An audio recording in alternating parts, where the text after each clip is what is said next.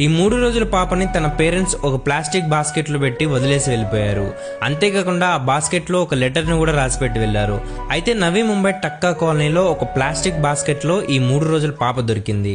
అంతేకాకుండా ఆ బాస్కెట్ లో ఒక లెటర్ కూడా రాసిపెట్టి ఉంది. అందులో ఇలా రాసింది, dear sir or madam, I'm sorry, మాకు వేరే ఆప్షన్ లేదు. మేము ఈ పాప కోసం ఫైనాన్షియల్లీ అండ్ మెంటల్లీ రెడీగా లేము. ప్లీజ్ ఈ విషయాన్ని పెద్ద చేసి చూడకండి. మేము మా జీవితంలో ఫేస్ చేసేవి ఈ పాప కూడా ఫేస్ చేయాలి అనుకోవట్లేదు. ఒకవేళ మీకు వీలైతే ఈ పాపని సేఫ్ గా ఉంచండి. మేము ఏదో ఒక రోజు ఈ పాపని తీసుకెళ్ళడానికి వస్తాం అని రాసింది. అయితే ఆ తర్వాత రోజు పోలీసులు సీసీటీవీ చెక్ చేసి ఈ పాప యొక్క రియల్ పేరెంట్స్ ని పట్టుకున్నారు. అయితే ఈ పాప యొక్క ఫాదర్ పేరు అమర్ ఖోండ్కర్. ఇతనికి 23 ఏళ్లు ఉంటాయి. అయితే అతను కొన్ని సంవత్సరాలుగా ఒక అమ్మాయితో రిలేషన్షిప్ లో ఉన్నాడు. కానీ వీళ్ళు పిల్లలు అనే రెస్పాన్సిబిలిటీ తీసుకోవడానికి రెడీగా లేరు.